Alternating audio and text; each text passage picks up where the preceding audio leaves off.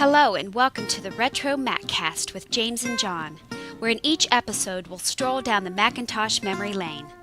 We'll discuss older Macintosh computers, collecting all things related to the Mac and Apple computer, and current topics from the perspective that only a couple of old Mac fans can provide.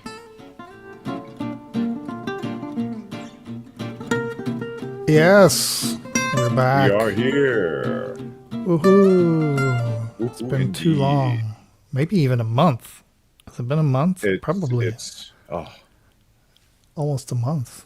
Maybe a month. I don't know.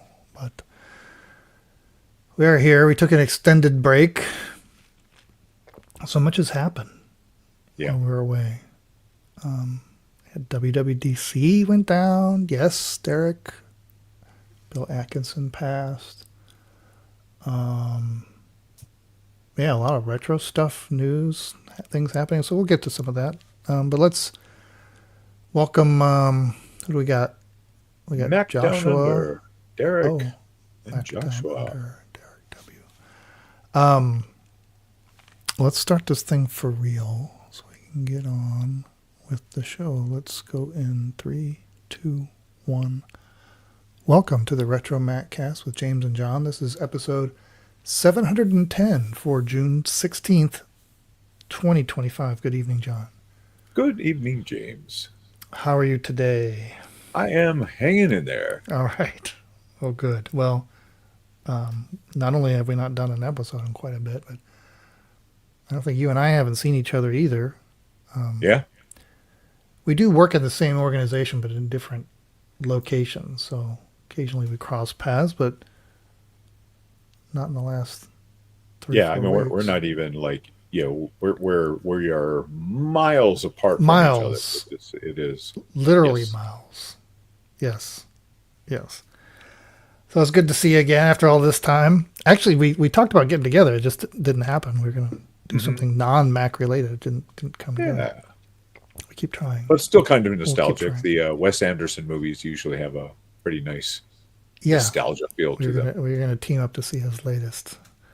All right. Well, this week, so being a new month and all, we thought we'd do the time capsule. So we're going to go into Macworld magazine in June of 1985, 40 years ago. So we got that. We got some eBay finds, and quite a few interesting Mac news things. Like, we're not even going to touch WWDC. That really didn't bear any new product fruit. I mean, there's some nice polishing on the interfaces and cool little features, Right, here but and there, nothing. nothing groundbreaking. No. All right. Well, let's take a quick break and we'll be back with eBay finds. All right. Matthew. We're getting a lot of Australia tuning in. Nice. Well, it's nice and early morning for them. Okay. Let's see here. Take a look at these. Aha. All right. Let's go in 3, 2, 1. All right. It's time now for eBay finds. Last episode, we had the Macintosh 2 with original box tested and for sale at the buy it now of $899.99. It did not sell. The prices dropped to $799.99. And then we had an Apple IIc system, pretty darn complete with software, lots of stuff. They wanted to buy it now of $600 or best offer. That, I'm refreshing my screen here since what happened to it? Let's try that again. I don't know what happened to it, honestly. Let's try it over here. Let's try to refresh the screen right here and see what happens. See, it just... Oh my Does goodness. this do it? It just disappeared. Oh, maybe. Oh, it's down here. Is it down here? No, it's just gone. It's gone.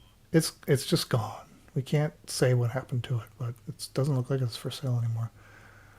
Okay, well, so much for that. Then the award, the member of the $100 million marketing team from January of 1980 That one was about now $395. And refreshing that screen gives me sold for All right. $395. All right. Okay. You know, I love all these random things with the 6-color Apple logo. This one, This is certainly random. it is. I've never seen it before, so if I haven't seen it, and I've been hunting these things down for a long time, then I start questioning the authenticity. Is it just something that somebody threw a 6-color Apple logo on it, or is it legit? Well, this is the rare vintage Apple Rainbow logo rat plush I would guess toy. probably mouse Not was a what they were rat. going for, not rat. Does it look more mousy than rat? Well, Tail length, it's is that the distinguisher? It fairly looks, rodenty. yeah, it does look cuter, Going by like a mouse. size is probably rat-ish, but yeah, Yeah. I guess Well, I'll read the mouse. description. They think it's a rat, so it says, this is a rare nostalgic piece of Apple history, a vintage plush rat wearing a T-shirt proudly featuring the classic rainbow Apple logo on both the front and the back. These plush toys were believed to be a part of Apple's promotional merchandise in the 80s or 90s, possibly handed out at events or to employees, a true collector's item for any fan of vintage tech or Apple memorabilia. Size is about 7.5 inches, the body, and then with the tail about 12 inches. And looking at the pictures here, looks in pretty good shape. Kind of got a Beanie Baby vibe to it. It does very Um, much so. Yeah, the little shirt it's wearing is like a little, I don't know, a little fleece shirt. It even has a little trademark logo next to the 6-color Apple logo. I mean, yeah. that looks. No, Did it say but on the front bottom and? it says it does say front and back, but Yeah, I I don't don't see see that on front. the. I also mentioned this an Apple unofficial / employee promotional is the brand. So Where do you see what is that? this? It's down in the description. Oh, Item Apple rat plush toy oh, brand brand. Apple Oh, well, yeah. I unofficial mean, it's / just employee promotion. they don't. I don't think they have any proof of that. Um, yeah, it just looks like I just see the one Apple logo. I don't know what it's talking about, Yeah, but same there it is. here. And actually, when you look closer at it, there's a weave to the little sweater. So I couldn't tell if that was Um, just the screen printed or if that's actually embroidered. It's hard to tell. it's not embroidered. I think it's been inked on there somehow, but it looks like it's pretty quality. I don't It know. does. Yeah. I think it's a mouse. I don't smell a Yeah. rat here. Either way, not paying that much for it. Um, they're wanting a buy it now of $99.99. So, You can buy a whole lot of cheese for $100. That's all I'm saying. all right, what do you got? All right, next up we have a really, oh my gosh, this thing is clean, guys. Mm, It's an Apple Macintosh 2SI restored and recapped.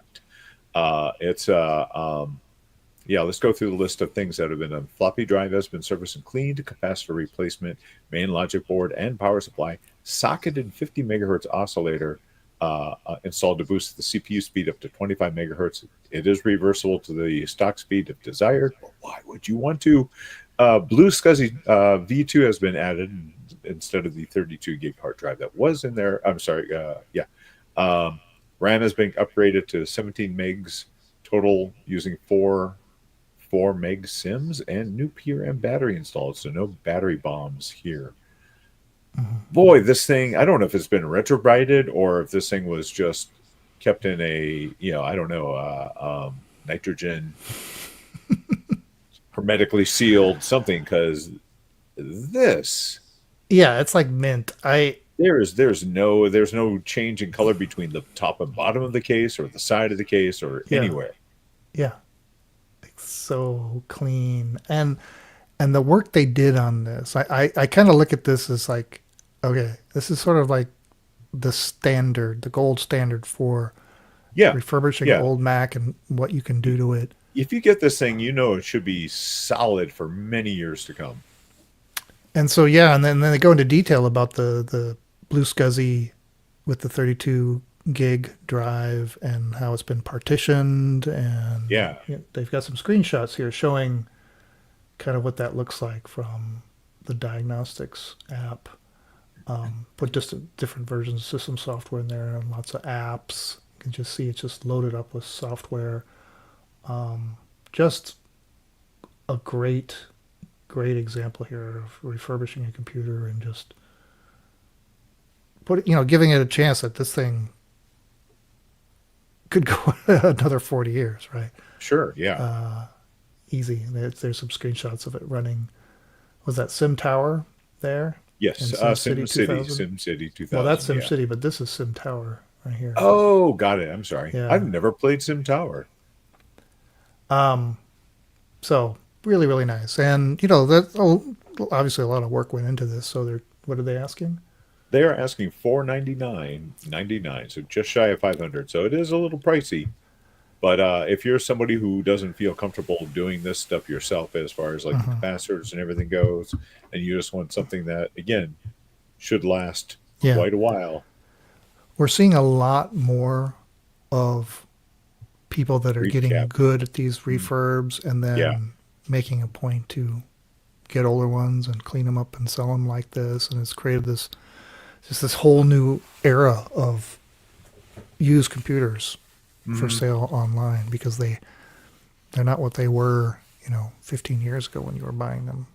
yeah. And this Something. this person is sold over 1,800 items and has a 100% positive rating. So Great. yeah, they sounds like they know what they're doing. All right. Lastly, the title is Wow. Pioneer MPC LX100 68040 Macintosh clone works. This is a weird one. Yeah, my first question is this a computer with speakers attached or speakers with a computer attached? Depends on your Because perspective because I so guess it's this big beige thing. It looks like it maybe has some yellowing. It looks kind of like it's it darkened a looks bit, pretty but yellow. Yeah. it says Pioneer MPC LX100 multimedia personal computer with a CD-ROM drive in the middle, 3.5-inch Is drive that on the no? right. I think that's a zip. Oh, is that a zip? Yeah, I maybe you're look right. at the shape of the. I think Yeah, that's a zip it's got a drive. curvature to it. Is Yeah. it wide enough? Well, yeah, they were the same width pretty much. I mean, Yeah, we're talking just a few that's millimeters true. difference. Well, we'll find out if it says in here. And and then it has an array of speakers along the bottom.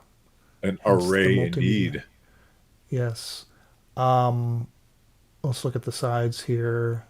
Okay, pretty. Look at the wild curvature on the front. The back, you can see some power. There's some SCSI. There's a SCSI slot, audio in and out. That's very familiar, right? Yeah, That it looks array a of lot like ports. the G3 with the or Yeah, not it's the like G3, the but maybe the more of a 6400 had the AV in and out, right. S It's video got in some and out. AV ports. There's an Apple monitor port, built-in Ethernet. So anyway, so let me read a little bit about the description. The Pioneer Yeah, MPC LX100 is one of the strangest and scarcest of the products of Apple's brief foray into licensing the macOS in the 1980s.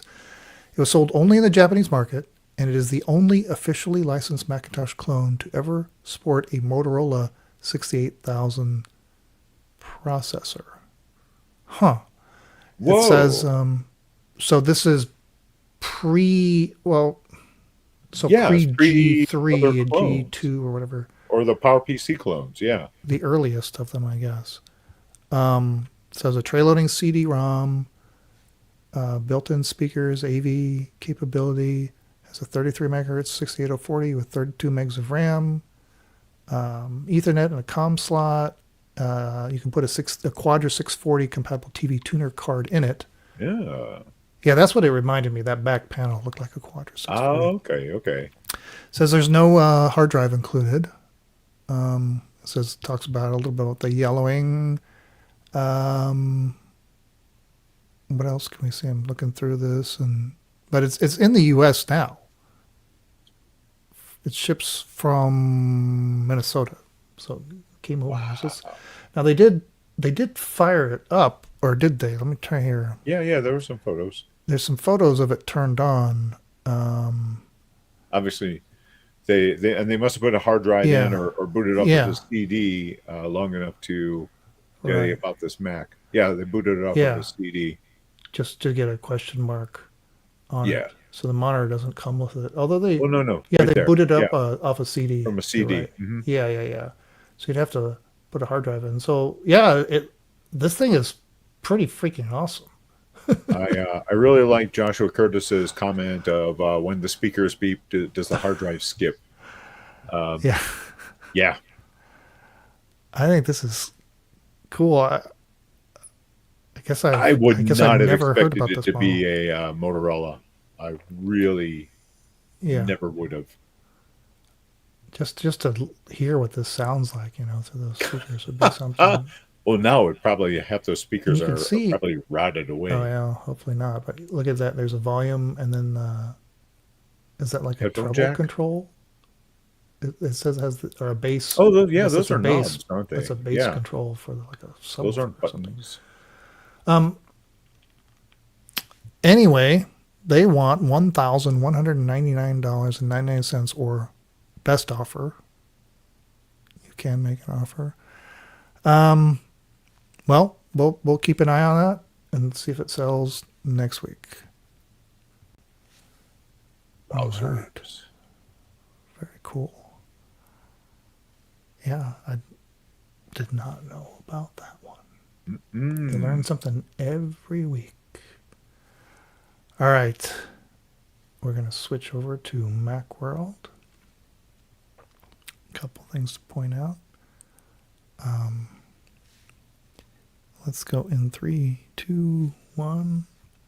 All right, we're going to turn back the clock 40 years to June 1985. Take a look at Macworld magazine. We're looking at it courtesy of archive.org, which has all of them loaded up. Yeah.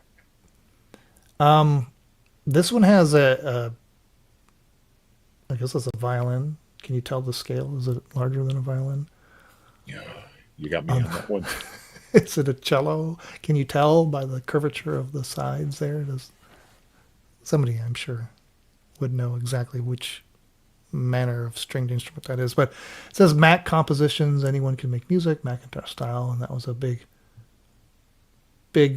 article in here is about the status of music making software for the Mac at the time. We're not going to look at that though. We're going to look at more fun stuff. Well, not that that's not fun, but we like games. Let's go to page, I think it's 20. Let's skip to 20. And on page 20, oh, look at that. Airborne. Enjoy the graphics and sound capabilities of your Macintosh with Airborne, the action-packed game. This was like one of the first games that I saw on the Mac, and it kind of blew my mind. So you're familiar with this one. I Yeah. have to say I wasn't familiar with this one. Oh, really? Yeah. The reason, and then they didn't put a screenshot there, which is a shame. There was this time back then, where they'd rather draw like cool illustrations of Right. Just like the old Atari games. Do you remember the Atari games? Which is great art, by the way. Something that was like 20 pixels by 15 pixels, but had this amazing artwork on the. Yeah, because you had the games back then. You had to use, especially the Atari 2600 games. You really were using more of your imagination. Right. But this game, I'm sorry, I don't have it pulled up here, but. You had to. There was an invasion happening that you had to repel them with your various guns. But the coolest thing about this game, and we should do a show on it. We haven't done the show, which was the digitized music, the Ride of the Valkyries playing, and when you first put it up, and anyway, it's a cool game. So, and I want to say that yeah. You talk about how cool this was. One of the selling items that's on the ad here says a collector's item. Besides all the fun you'll have playing it, you'll want to own this game so you can show off the graphics and sound capabilities of your Mac to all your friends. Every Macintosh owner will want to have Airborne in their collection. That's right. So it's And like, many check out did. my $2,000 computer. I can play a game. On page 29 in the letters section, we're reminded of Bill Atkinson that passed recently. Of course, he was one of the original members of the Macintosh team, and his list of accomplishments is long and storied, but, you know, the guy behind HyperCard, Mac Paint, and even fundamental elements of how the OS operated. There's a letter there that says, I was a wee bit disappointed in the lack of information on Bill Atkinson's life program, but the item was meant as an introduction for people who are not acquainted with the game, so I can forgive you. And goes on to talk about it, but we talked about the life game some number of episodes. I don't remember even how it came up. Yeah, well, it may have been. Well, it was probably mentioned in that article that he mentions that it was mentioned in. You don't mention. You Yeah. mentioned it, yes. We talked about it, and we talked about doing an episode, which I think we still can do. But Bill Atkinson, he didn't invent that game. Somebody else did. You looked it up. It was Conway. Yeah, Conway was the guy who originally did it. I think even before it could really be played on a computer. I think it was just like a thought thing. Before we go on to the next one, I want you to go back to page 22. I spotted some very bad deceptive advertising. The Mac Be Cool. I'm sorry, but that looks anything but cool. It's a fan. It's another cooling fan system for the Macintosh, as there were many back then. And I've thought some of the other ones that I've seen are pretty obtrusive, to say the least. This one takes the cake. This one, it looks like it's being devoured by another electronic device. It looks like it's wearing a really bad hat that's angry at it. I don't know how else to describe this thing. It is Mac not be cool. That's all I can say about this thing. Well, we'll back to life. We'll do a future episode on that game. So it was Bill Atkinson that ported it to the Mac and then put it in the public domain. I've actually never played it. Yes, it does look like a Famicom. It's got that those lines to it. Looks very early 80s Nintendo. Let's go to page 44. And there's a little blurb. It says, Apple Macintosh sets sail. In October, a yacht named the Apple Macintosh Challenge will compete in the Whitbread Round the World race sponsored by the Royal Navy Association in London. And there's a picture of it. And it's just so awesomely decorated there. Let's zoom in here a bit. A white hull with the 6-color Apple logo down the entire side, and then Apple Macintosh just prominently displayed there. Apple Garamond. Garamond, yeah. Yeah. So I'm trying to say, let's see, does the article say actually who put this together? It just says who there's a marketing captain manager is going to be, the skipper. Yeah. Now, they do show a picture here of a Mac on board. They say they have a 512K Mac connected to a 10 megabyte hard drive used to analyze the data and assist the skipper in evaluating the ship's performance and making tactical decisions. I'm sure a 10 meg hard drive back in those days had no problems with the movement of the ship at all. None whatsoever. Really, I wonder where that boat exists today. If it's still around, I'm sure if it does exist, I'm sure it's probably been repainted, but really slick there. Okay. Let's go to page 46. Another original Macintosh team member, Andy Hertzfeld, is pictured there.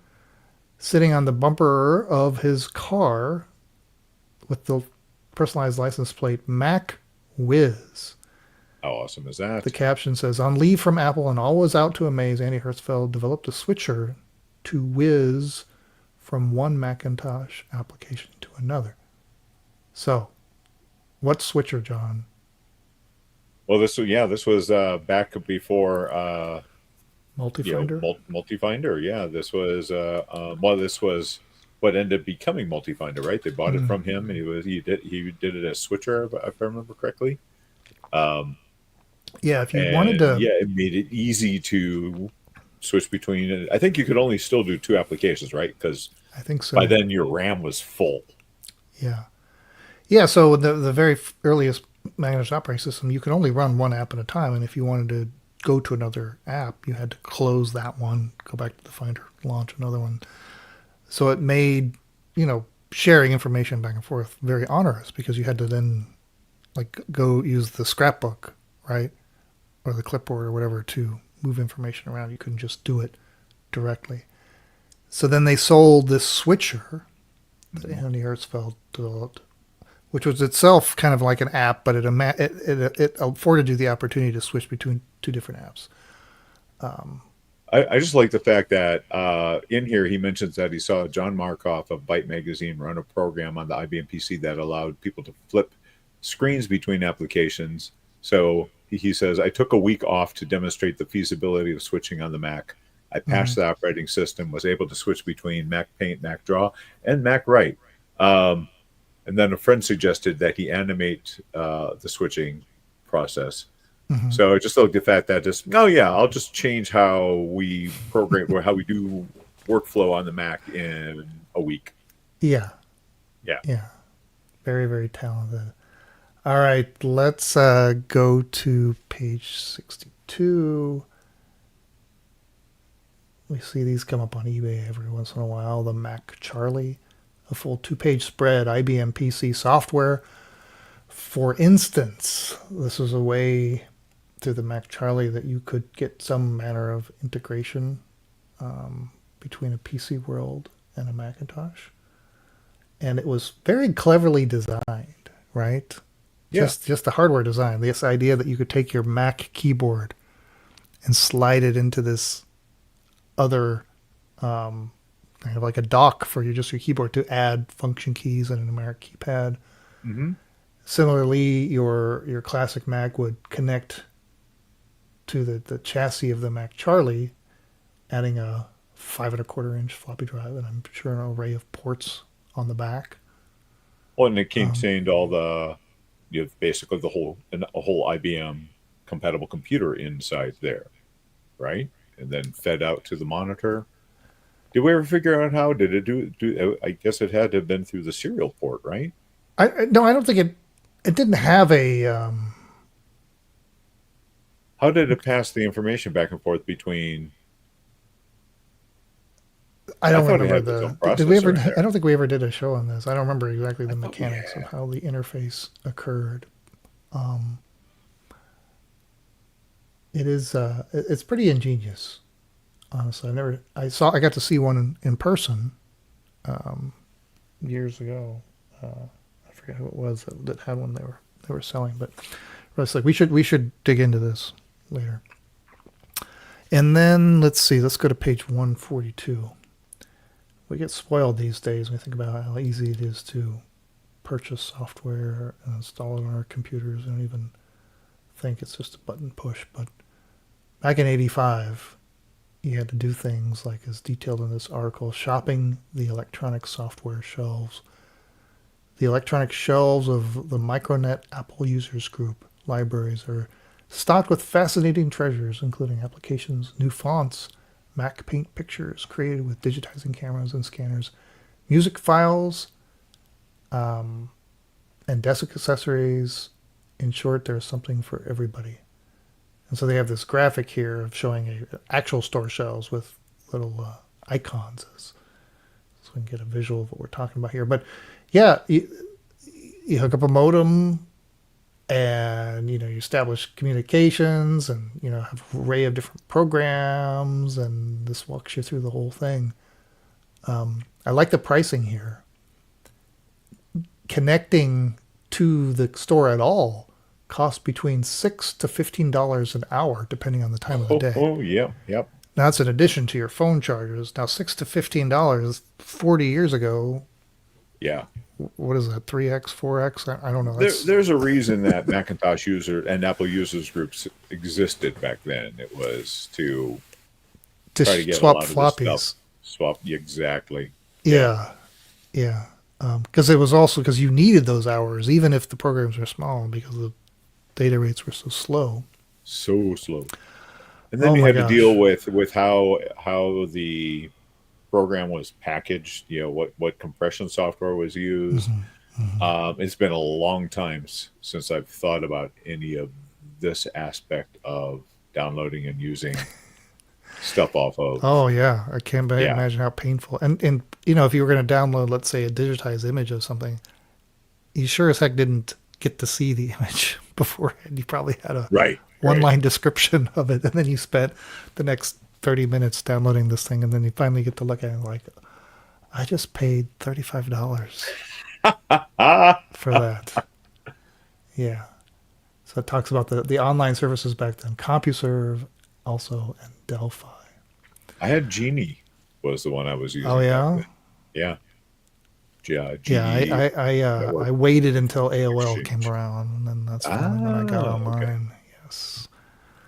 Still need to remind myself. I You've need to got cancel my mail. cancel. Yeah, I need to remind myself to cancel my AOL subscription. I'll It's do that still right after the around, show. isn't it? It is. AOL Yeah, still is. Yeah. That's crazy. yeah. People don't want to lose their AOL email addresses. Um, and lastly, page 180. Some images here from the first computerized comic called Shatter. So I take it this. So all the art was done All the art on was a done computer. on a Macintosh It was done specifically, on a and then it Mac. was hand painted for the comic. Oh, right, because you couldn't do all the colors on the Of Mac course not. just yet. No. Yeah. But yeah, So the all the issues, all the issues of which there were. What did I look up? 16, 14 issues. I can't remember now. yeah, there's a eBay listing actually for the A good chunk comics. of them, about half Yeah, the issues available. and you can see the one that was published in the Macworld right there, which I guess Hmm. that's issue number one Number one, yeah. And I found right another there. copy of or another one. If you look on eBay for it, you can find Uh huh. several. There's somebody who's selling just issue number one for like $3. I was kind of tempted. As hard as it is, just to you got to be obviously very talented to draw a comic book. Yeah, I can't because even begin to we're think. talking Mac Paint. It still wasn't Photoshop. It was still Well, do you think wasn't that's how the this was layers. done, There was pixel by pixel, or do you think they actually well Mac they didn't Paint. draw I it and then mean, scan it, right? You sure they didn't no, do no. that? I want to say it was mostly done. I mean, look at it. Constructed pixel by pixel. I mean, look at that image. I mean, my goodness. Yeah, yeah. I mean, we've seen people do stuff Yeah, we in. have. Oh my gosh. Of course, They now you say can just it was done first computerized. It was done on a Mac. So right. I mean, I don't know. Were they So using a Thunder scan? Is that what you're thinking well, I mean, for it some begs of the it? question, right? Right. Given the amount of time. Um, but okay, if they did it originally on the Mac, then that's quite a feat. And of course, nowadays you can just type a few lines of text and have the AI create it, which is Don't even. Don't so even. yes. All right.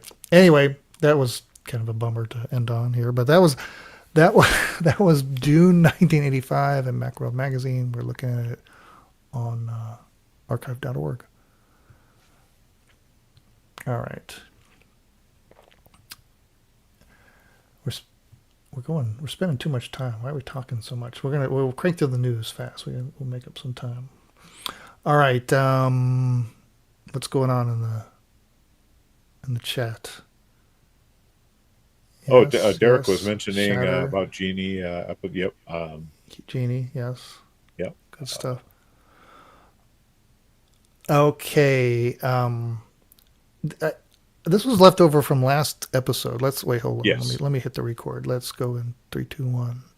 Okay, it's time for the news. Last episode we talked about something that was kind of related to this, and you pointed out and we forgot to mention it. What was the story on this? Oh goodness. You don't You're remember gonna ask either. me? I don't remember anymore. Well, let's just look at it. See what it is. It says a floppy thumb drive with a color file icon display.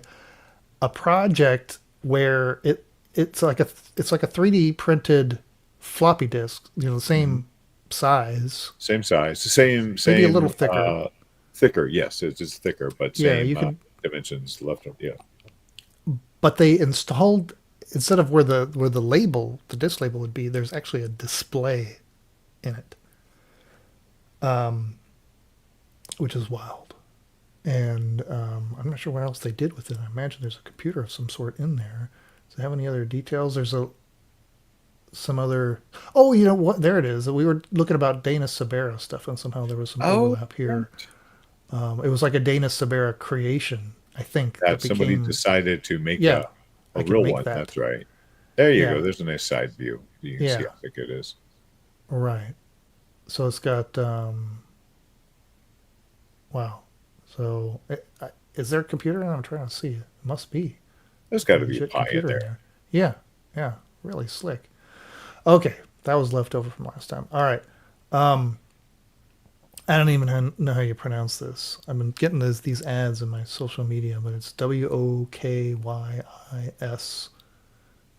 and it says designed from the original Macintosh, a workstation with nostalgic charm and modern punch. They've got a great graphic here of a Mac Plus next to their creation, which is it's like a docking station in a way, for a Mac Mini. They say it's a 13-in-1 workstation. It has an SSD built in. It has an array of ports, an SD card reader, and they're selling this thing. I guess they're doing early bird pricing. It's like a pre-launch. It's called the Retro Workstation for Mac Mini 4. Let's click on this and see if we can get some more details on this. Have you seen this thing? I have not. No, Oh, okay. I don't need one. I basically built my own You did, yeah, yeah. with an I'm actual, running the Mac, you know, uh, Mini V Mac in there. So yeah. Well, of course, this takes over your. better. Yeah. This just augments your Mac Mini.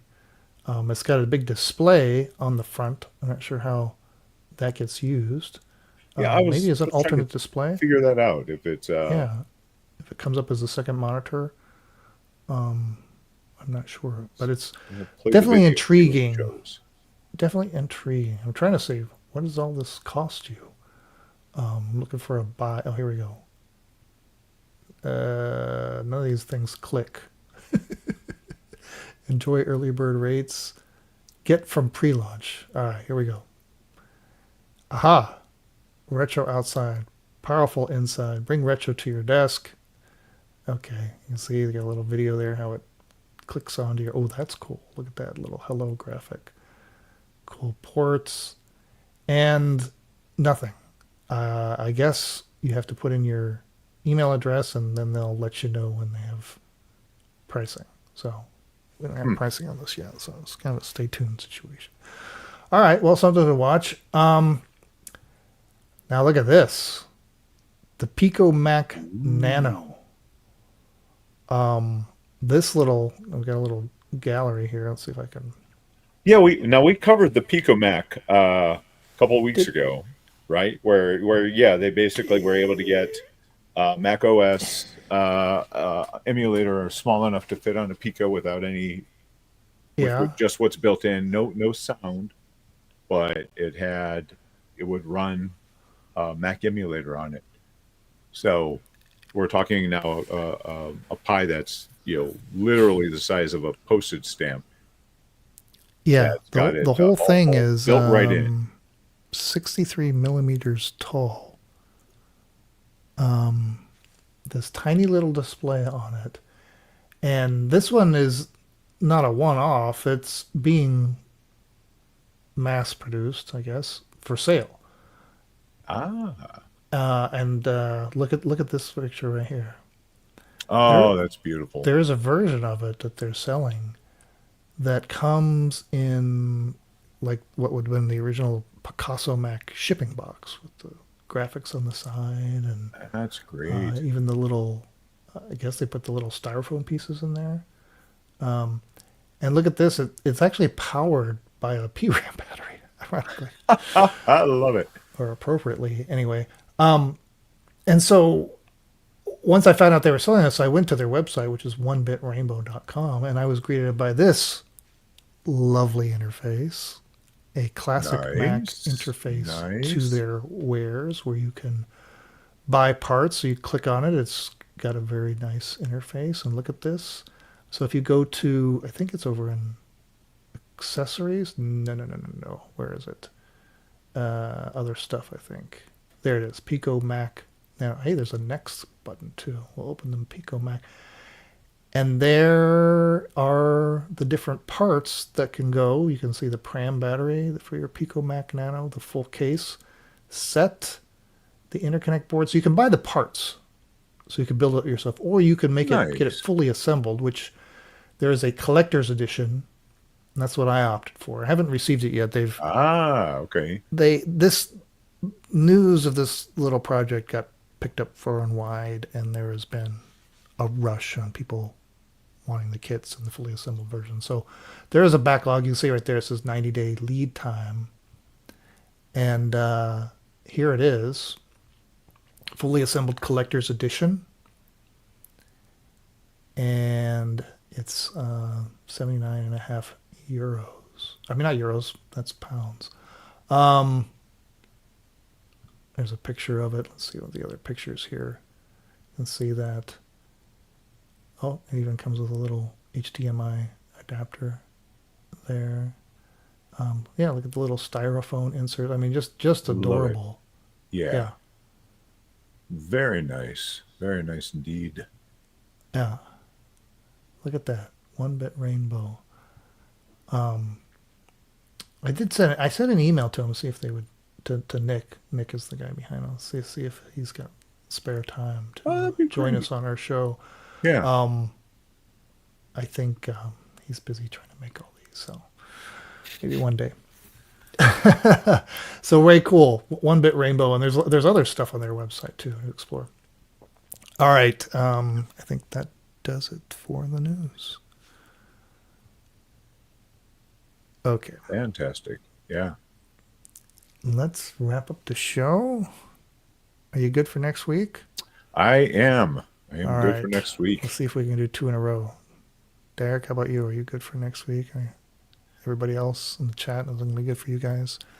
Let's go in 3, 2, 1. All right, that wraps up another episode of the RetroMacCast. Next week, we should be back.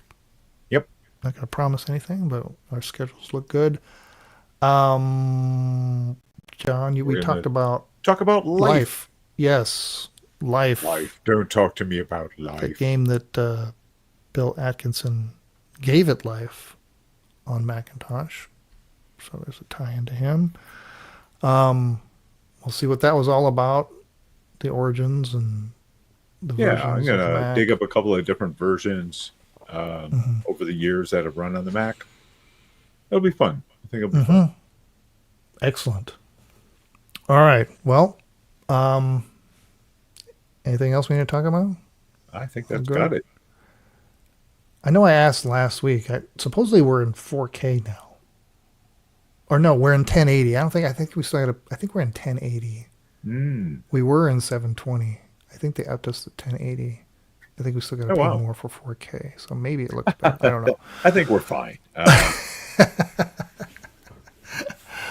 All right. Until next week, remember, it's not old.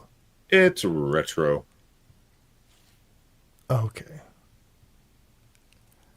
I'm sure Derek, several times the during this Hackers episode, Conference. Derek was yelling at me through the computer to yes. about things I did not know about, like the Macintosh Charlie, and other things. So, Oh, Eric, well. I apologize for your vocal cords. As yes, his memory is just outstanding. What Yeah. like Well, yeah, maybe you knew it, but then I've forgotten. It's, that's pretty maybe much you the can, same can you as not I knowing know. it, Well, you isn't could it? take credit for having known it once. Is that worth something? I'm just going to use that as an excuse for everything now. It's like I used to know this, Yeah. however, I've forgotten how to fix Oh, there are an claims automatic that transmission. Derek is an AI. Well, that's something we got to start worrying about. Is if any of our listeners are AI. But if there's an AI listener, it seems like they wouldn't need to watch because they kind of know How everything. do they know we're not AI at this point? That's another worry, right? That could be a problem in a couple of years. But It'll just be computers talking to themselves, and yeah, and I don't even think it we'll all at have that gone off point to that do doesn't other even things in matter life.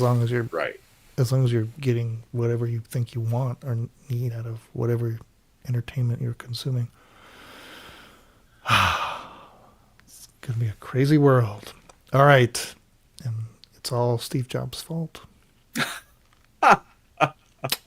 I used to know that, but all right. All right, thanks everybody for joining us. We'll see you next week. We'll play. Oh, I guess I'll play a little music. There we go. All right.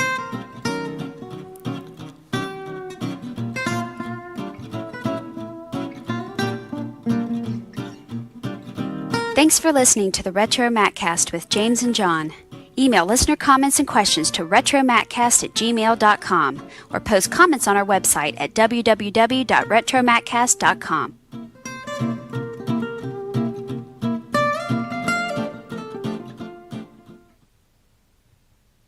Here, let me send you